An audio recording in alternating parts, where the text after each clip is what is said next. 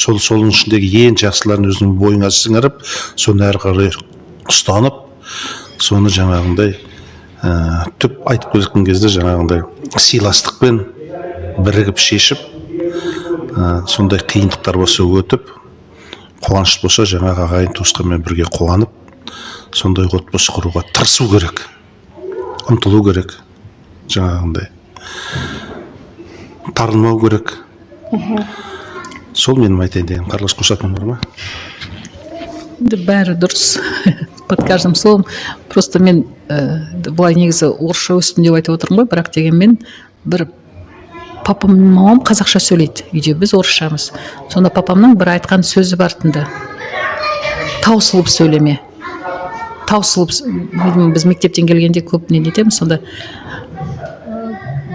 осыны мен білмеймін, өзім үшін как-то түсіндім, тартынып сөйлеу керек екен. То есть таусылып соңғы сөздерін айтуға болмайды. Бет ашылмау керек. Иә, бір тартынып отыру керек та, то есть какой-то рубеж нельзя переходить, одан кейін это уже будет неправильно. Үлкен рахмет.